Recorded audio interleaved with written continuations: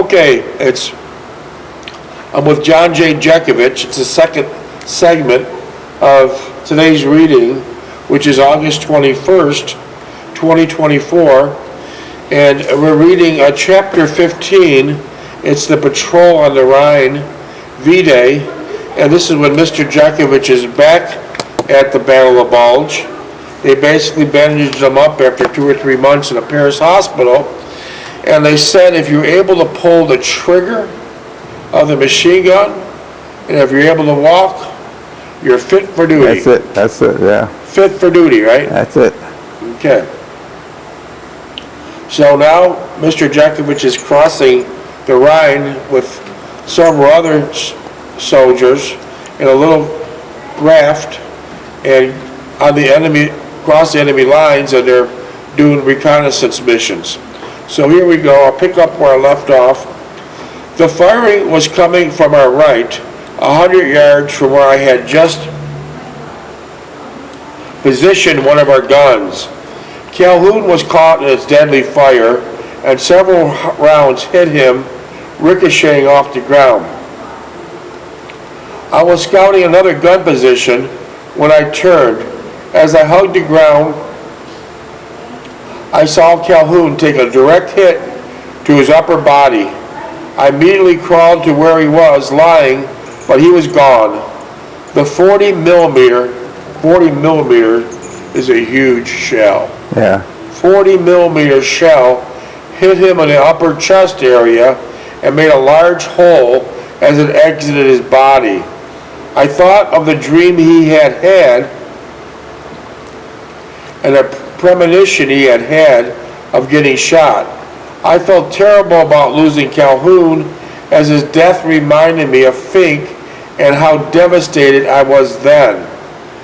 I put Shepard on the gun and moved one of the last 2 ammo bearers to the assistant gunner.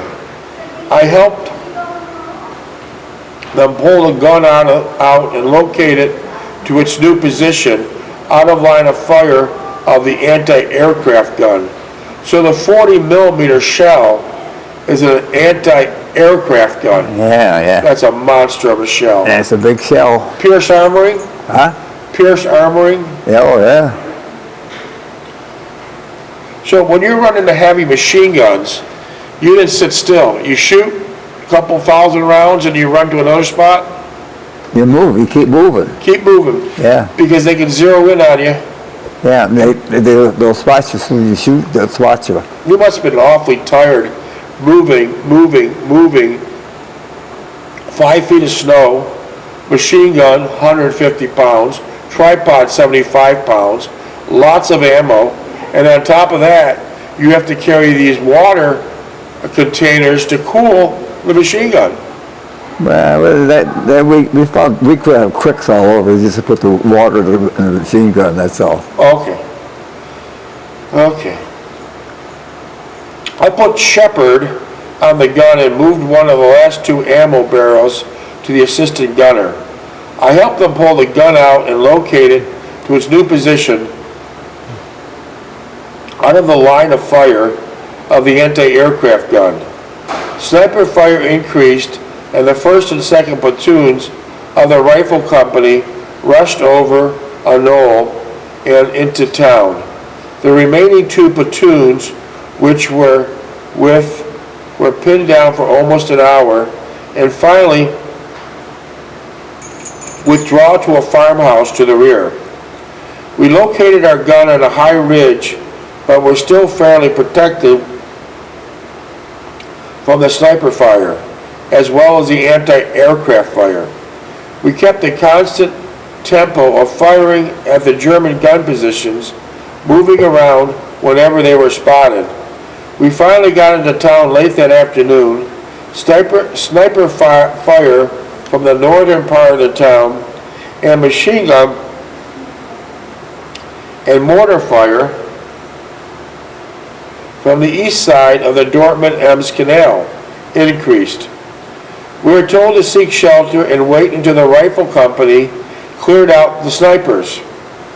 I took them way past dark to silence them, and finally about 21:20 hours, the sniping ceased.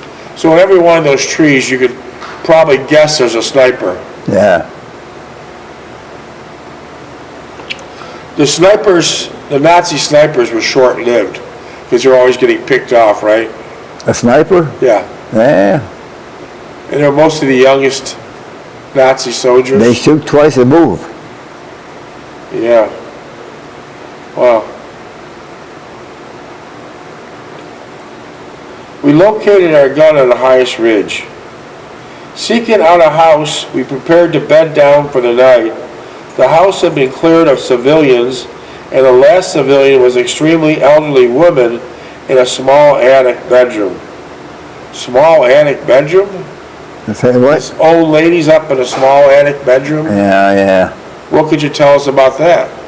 I didn't know she was up there. We went in there, we were looking around. I told the guys that it was a candy shop. I said, don't eat the damn candy.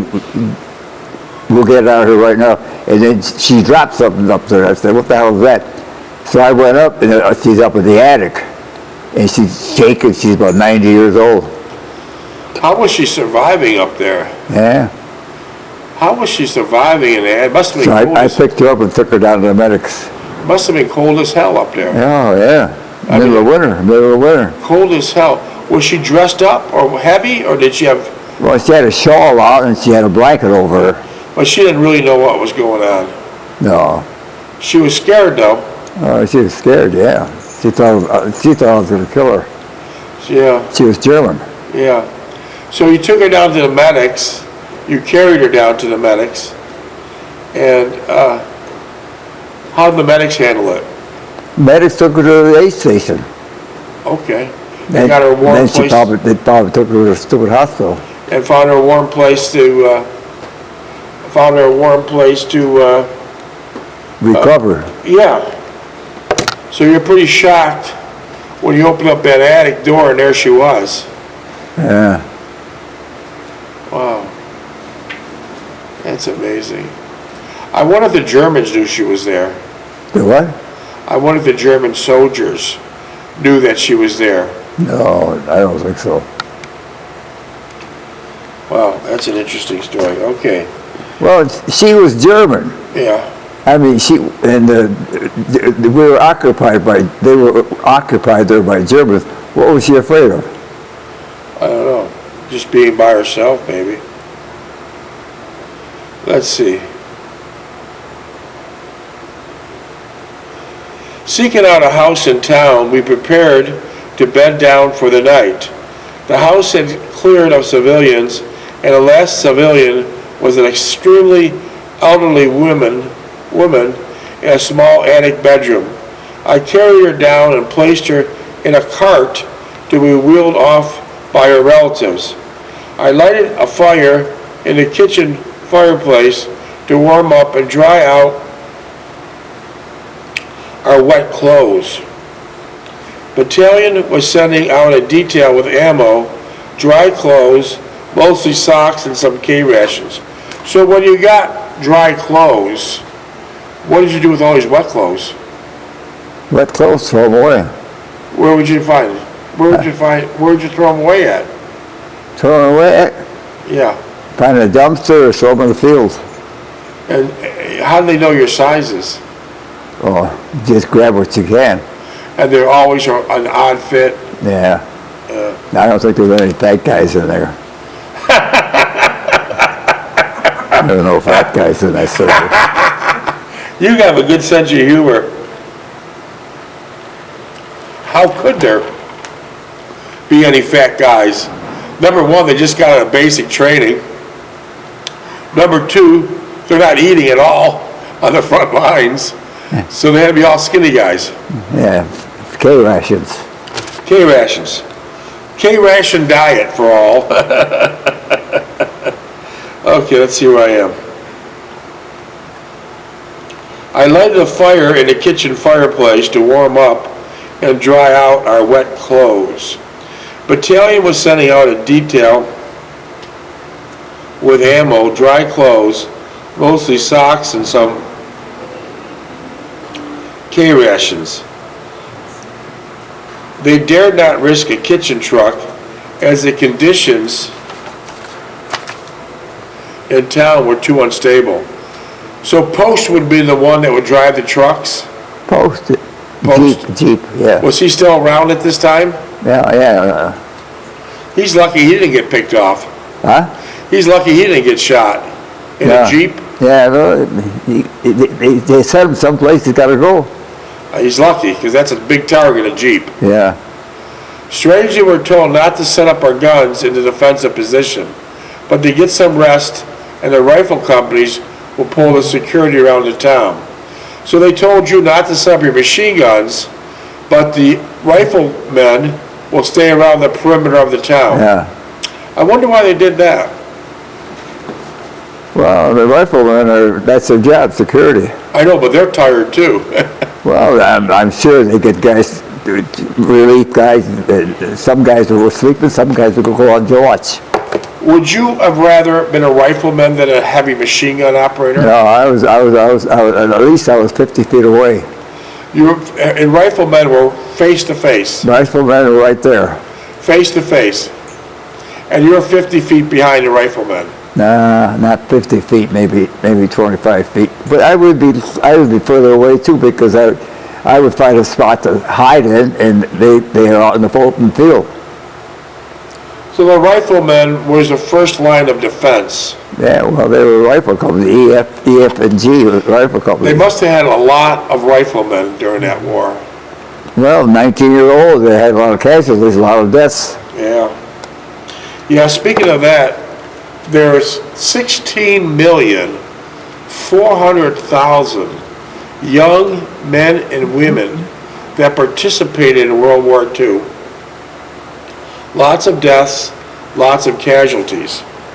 Out of the 16,400,000 young men and women, we have less than 100,000 left. And the majority of that 100,000 and the majority of the 16,400,000 are rear echelon. They weren't combat fighters. Yeah. They weren't heavy machine gun operators. Yeah. They weren't riflemen. So what we have left is about 7,000 or 8,000 World War II combat warriors. 8%. 8%, yeah. We have 8,000 left. Mr. Jeckovich is one of them. Purple Heart, 2 brown stars, always on the front line, never in the rear echelon, never on a typewriter, never on a cook, never delivering groceries. He was on the front line, heavy machine gun. And the machine barrel got so hot that they need to have water going through it to cool it off, right? Yeah. And so what we got left is about 7,000 or 8,000 World War II combat vets. And so you can read all this stuff in a book or an old newspaper, but if you want to talk to an actual World War II vet, I'm going to give you a number you can text Mr. Jeckovich. That number is 407-366-0000.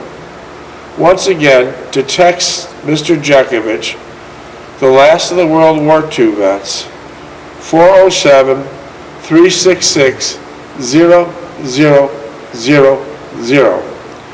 Or if you're from South Carolina, we say things differently there. It's 407-366-0000. 407-366-0000.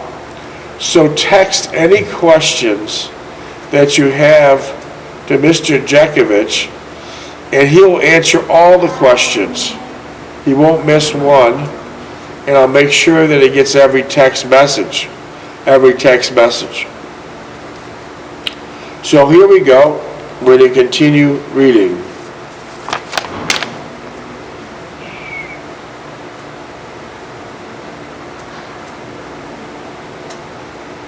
There is nothing else to do but to change our white clothes and try to make ourselves as comfortable as possible and get some rest.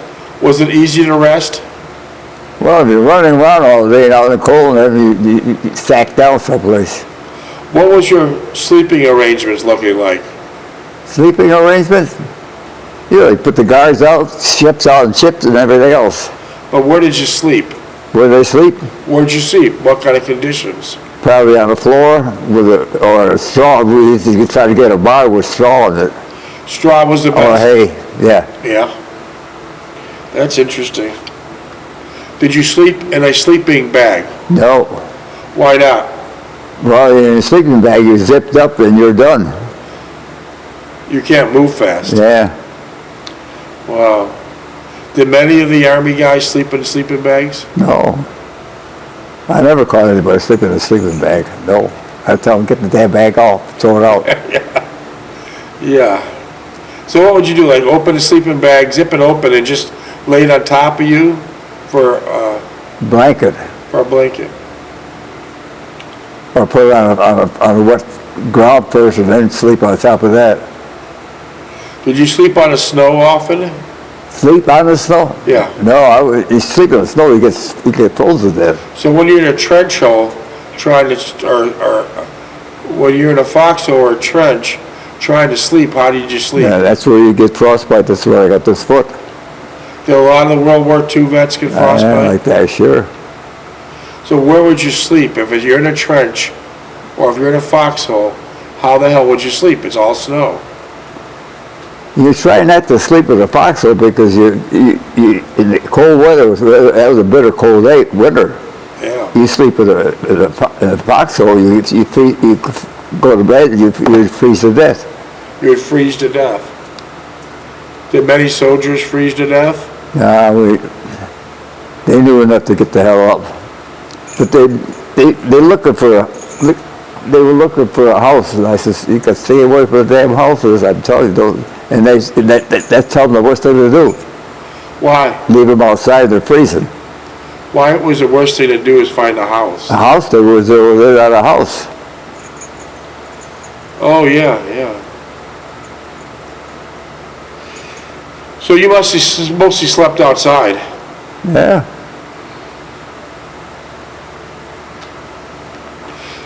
We mostly slept outside then, right? That's how you got frostbite. A frostbite on the foot. I had frostbite last night. Didn't you make it to a barn one night when it was really cold and the weather was nasty? Tell us what happened to the barn when you had one of the generals. Patton come up. What happened? He saw posted hide the Jeep running up, and he spotted the Jeep. He come in, what the hell are you guys doing? Get your ass up and go to the next checkpoint. Get out. And what time? Right in hell. What time was this at? Huh? What time did this take place? About 3 o'clock in the morning. Oh, Lord. Did you have any rest? Did I? Yeah, Before that, yeah. How much rest did you have? Before he came, yeah. How much rest? About 2 hours. So you were a little bit rested. Huh? You were a little bit rested. Yeah. Was Patton very active during the war? Oh, yeah, more active in Eisenhower than some of the other soldiers. Yeah, because a lot of the Eisenhower had his hands full because most of the generals, and there was many, had great big egos. Yeah. So Eisenhower not only had to plan the war and make sure everything ran somewhat smoothly, but he had to deal with all the egos. Yeah. He had to deal with the egos. For example, one of the generals on the American side thought the European theater war was winding down, so he went to a wedding, and another American general thought that the war was winding down in Belgium, and he went with his buddies to a very expensive gunsmith, and he had beautiful hunting shotguns made, and he had pearl handle pistols made. And another general in Europe, in Belgium, he thought also in the Christmas of '44, the war was winding down. and he went to the country club golfing. Now, this other general, which gave Eisenhower one hell of a time, this man's got an ego as big as the Empire State. His name is General Patton. And you didn't find General Patton getting new guns made. You didn't find General Patton at a wedding. I don't think he would do good at a wedding. You didn't see General Patton at a golf course. General Patton was out there aggressively during the December of 44. His belief was the war was not winding down, which it turned out to be so true. Yeah. Because that was a monster war called the Battle of Bulge that took place right around Christmas. In fact, General Patton's comments were, he didn't think it was winding down, he thought it was going to get bigger, and he was right, it got bigger, it got huge, and it killed a lot of Americans. And General Patton said, his birthday, by the way, was Christmas Day, General Patton said, my best birthday gift for this Christmas in 1944 would be killing some Germans. Yeah. Yeah, and then it all blew up. There were so many Nazis in that area of Belgium, it was unbelievable. We got caught off guard, and many Americans were slaughtered. Yeah. And when Patton was there, though, but all these other generals were like living the life. They thought it was over with. It was just the beginning. Yeah, Patton got hit with his golf cart, farm cart. Yeah. After the war. He had a concussion, and they had to take care of it. Yeah. Well, they give you an example how the war will age you. Patton was in World War I, an aggressive officer in World War II, and then he was the general also in World War II. So he's in World War I and II. Now, if you actually seen a photograph of Patton during World War II, you would say, and you would think, that's a man in his mid-70s. That's a man in his mid-70s. Actually, during World War II, Patton was in his mid-50s. Yeah. The war took a toll. Yeah. The war took the toll on him. It took the toll, but he didn't want to give up. He just kept going. Yeah. He didn't want to he thought it was the best thing in the world to be that general in that war. But the reason for this story is this, that Eisenhower had his work cut out for him, trying to work on the logistics of the war and deal with all these generals, and every one of them had mega egos. And he had to deal with all of them. But Eisenhower did a good job of dealing with them. He did a good job dealing with their egos. He sure did. He sure did. Yeah, he had a personality for it, too. He sure did. And later he became president. Yeah. How was he as a president? He was a good president, yeah. I think he served 2 terms, didn't he? Yeah. Yeah. Minutes? 6. So, Patton never made it back to the States. He was killed in Germany after the war ended by a freak accident, and he did not want to, he had orders not to be brought back to the States if he was killed. He wanted to be buried in that cemetery of all American soldiers. Yeah. He did not want to go back and have this beautiful funeral service and all this stuff in the United States. He wanted to simply have one stone. He's got one stone today, and he wanted to be buried with all the other 19 and 18-year-old boys that were on the front line, and so he did. Yeah. And his stone is no different than an 18 or 19-year-old boy's. It was just that simple. So even though he had a great big ego, he had orders not to be elaborate or anything special on his gravestone. He's got the gravestone as any other soldier. And it was just that. He's buried in a military cemetery. Military cemetery. Yeah. With 18 and 19-year-old boys. All the crosses are all in line. That's right. All the crosses are in line. Yeah. So that's what Eisenhower had to deal with, which was a mega job. I wonder how this president today would have dealt with it. I wonder how our president today would deal with the eagles of the war and of the generals and. Well, they got kids coming out of West Point. That's true. There must be somebody in there. I met the president we have today. How do you think he would do? Biden? Biden's sick. I don't know what they're bringing him in now for.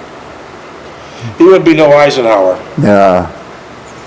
I kind of agree with you. He would not be an Eisenhower. Minutes?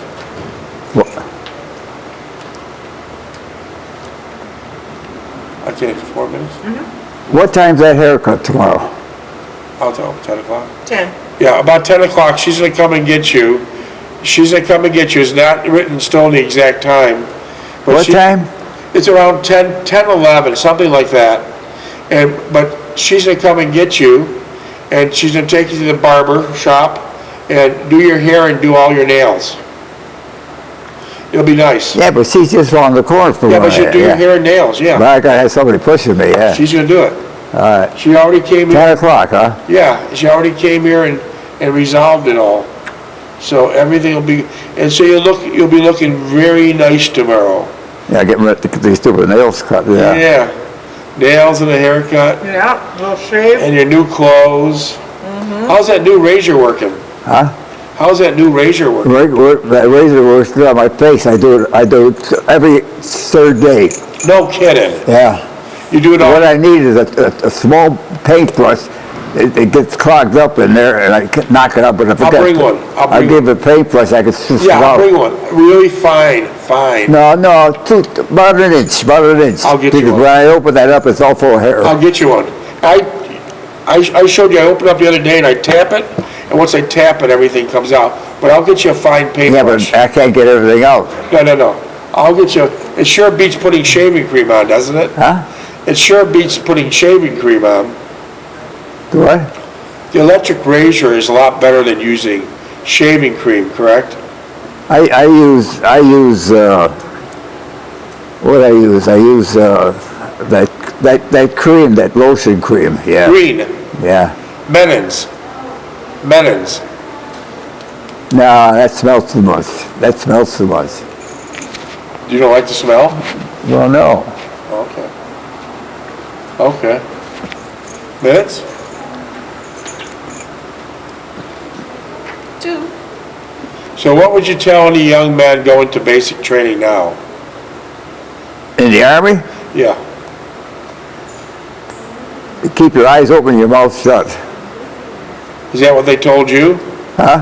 When you No, went they to- didn't tell me that, no. Well, I thought you said at basic training, one of the drill sergeants said something like that to you. Nah. What about volunteering? Would you volunteer? Should they volunteer for the Army? Who? Any young men today? Did I volunteer? No, any young men today? Would you advise any young man today to enlist to the service? They don't know nothing about it. That Zachy said, I'm not going to no damn service. I got my big car out there. I'm driving my car around. Yeah, maybe you're right. They might be saying that. How many minutes? 1. Yeah, Mr. Jekovich's motto is, yesterday is history, tomorrow is a mystery, today is a gift, and this is how Mr. Jeckovich lives by. Yesterday is history, tomorrow is a mystery, and today is a gift. That's how Let's knock this off and watch that TV. Yeah, how many till 9 o'clock. Yeah. 50 seconds, 50 All right, seconds. all right. And Jean Till 9 from o'clock. France wrote and said hi. Okay, John Mark from France is a fine gentleman. He stood in front of the Eiffel Tower and read a speech thanking you. He's the one that's also looking for Gene Young for you. He stopped by and said he's making Now, what's he doing? He's the young fellow that stood by the Eiffel Tower and read a little speech thanking you for your service. He's also one that's working for us directly to find the Young family in Haverford West. He checks in every couple weeks. He's in Haverford West, and he goes back to Paris trying to look for Gene Young from Haverford West. He said hi again. He said hi. That's all you want to say hi, he doesn't have any I update. appreciate what he's He's doing a there. fine young man, fine young Yes, man. very fine, very